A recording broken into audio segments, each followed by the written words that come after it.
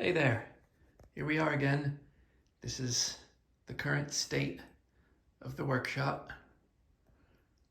It feels tinier than usual. There's stuff everywhere. And that's the way it goes. So, okay, updates for all the things. Um, this big piece and the hands here, it's all pretty much done. And I had a meeting with the commissioner, and he gave everything the thumbs up. And so, the next thing is to start making the molds. And I'm planning to, I guess, do the first layers in silicone and then make a jacket with, what am I going to use? I guess this freeform air probably. And then the casting itself, I'll do with, what's that stuff called? Epoxycoat and epoxamite. It should be pretty strong, but safer to work with than anything like fiberglass. And I'll give it like a nice strong internal support system with like metal brackets. I haven't figured out exactly how I'm gonna do that yet, but that'll have the hanging equipment inside it. That should all be good. And then I've also been making progress on all these hands. There's hands of all sizes and all, I don't know, yeah. So they're reaching completion, and I guess I'll probably be ready to start molding a lot of these at the same time that I mold a lot of these, which will, I guess, take up enough space that'll probably take over my entire apartment for a couple weeks as I go through that process. I'm extra glad at the moment that I started making all these arms, because I just found out the other day that I'm going to be vending at DragonCon, which is the big convention here in Atlanta. And it'll be my first time vending any show since I came to the East Coast. And though I haven't been to it before, it seems like it's a pretty big one, so I'm excited for it. And so I'm gonna have all these hands ready to be wall mounted and all that kind of stuff. These are just about all done. The shininess is just from using the culinary torch on them, just to smooth it out as part of the finishing process. I'll probably do something to mattify that so that they don't look so shiny, but I haven't decided yet. We'll see what happens. And then also is this one that I think I showed you last time. It was maybe just at the very beginning stages. Now it's nearing completion. And the idea behind this is that it will be wall mounted, and it's got this space in it to install a tea light. And I've wanted to have, as I've talked about so many times with all the candelabras and different kinds of things, is ways to make candle sconces and stuff like that. But for this one, I'm thinking, I know that they have the at different hobby stores and stuff like that, they have the electric tea lights that have they're LED, but then they flicker, and I guess the technology is good enough that they don't look completely shitty these days. So so my thought is that I'll make these and I'll put the LED ones in and have them be wall mounted, and they can be little candle sconces.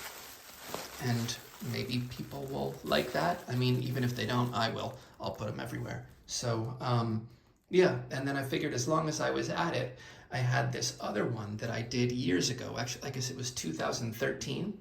And it occurred to me, I already have all this detail in it. But if I just mold this as is, then I could always just get the right size drill bit and drill this out in the castings to make it fit, I guess, any kind of LED candle that I might find. And I mean, when I made it, I was intending it to be mounted like this. But I guess if it's going to hold a candle, I would mount it like this. And I'm still not 100% sure what I think of that, because this seems to have so much more, I don't know, coolness to it. And I mean, yeah, I like the idea that this would just be on the wall on its own. I don't know, maybe I could hide the light somewhere else in it, or put the light in the base. I don't know. Anyway, I'll put this back down. But I will, like, this would probably be the last thing that I make the mold for, because I guess because I'm not completely sure how I would make it work. And on top of that, because of the positioning of a few of the fingers, it would be more challenging to make the mold of, because this kind of a shape would create a mold lock. I'm holding the phone with one hand, so I can't point to where it would be, but I'll point on here. Okay. But yeah, so if I'm pouring silicone in here, when it solidifies, suddenly the fingers are holding it in place. And yeah, and so I would have to solve that by cutting at least one of the fingers off, probably the thumb. And then on every casting, I would have to, cast it separately, reattach it, and, use epoxy sculpt probably to hide the seam line. And that's a lot of extra work for every single casting. So we'll see what happens. Oh yeah, and to make matters even worse, it's occurring to me as I'm trying to clean up some, like wear and tear and damage that's happened, because this is still just the raw clay, even though it's from 2013, is at some point I must have sprayed it with some sort of fixative, because because it's not reacting properly to the heat gun, and it's being difficult to do the little sculpting repairs on. So I guess for a hot minute back in the day, I thought that I was supposed to spray everything down with like a Krylon finishing spray before I would make the mold of it. And I've since learned that that's totally unnecessary. And basically all it does is make it so that you can't reuse the clay afterwards, which sucks. So I don't do that anymore, but I guess at this point I still was. Yeah, I guess that's a bunch of what's going on. What else? Like, as long as I was at it, I found these tiny little hands that I made ages ago as well. And I figured as long as I was at it, maybe I would mold these too, but you can see I would need to do a little bit of repair on them. But yeah, but I do like them. Fun little pose. And enormous veins proportionally for that hand, but that's okay.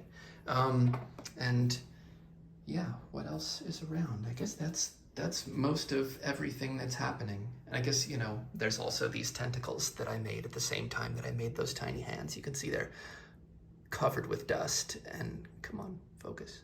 Yeah. And they've got all sorts of wear on them and stuff like that, but they're fun. I don't think that I'll do anything with those, though. I'll let them just live on the table and be a little memory. And you can see there's the candle holders that I still haven't managed to make any headway with any foundries about. And then just random bits and pieces, all the bottle stopper fairies ready for their stoppers to go on them. And and also I was considering doing another run of castings of the original wall mountable arms that I have that are here's two of them. There were 4 different designs in that one, and they were the ones that originally were the arms that were coming out of the base of the Seraphim piece that I did. That was a commission for Chris Velasco. I think I've talked about that before.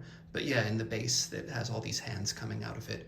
And And yeah, I kept a set of master castings of those that are in.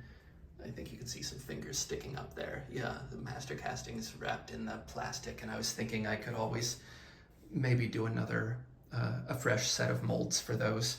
And likewise, yeah, I still have all these little opportunity pieces. These are my little personal master castings that someday I really want to, I've been hesitating remolding them myself to do another run of, because I would really like these to be in bronze. And that's, one of the things, while I try to talk to foundries about the candle holders, I'm trying to get people to talk to me about these as well, to do, an edition of bronze castings of those, because I don't know, I would really like that. And yeah, so that's a lot of what's going on at the moment. Yeah, I hope you're all doing great, and I'll talk to you real soon.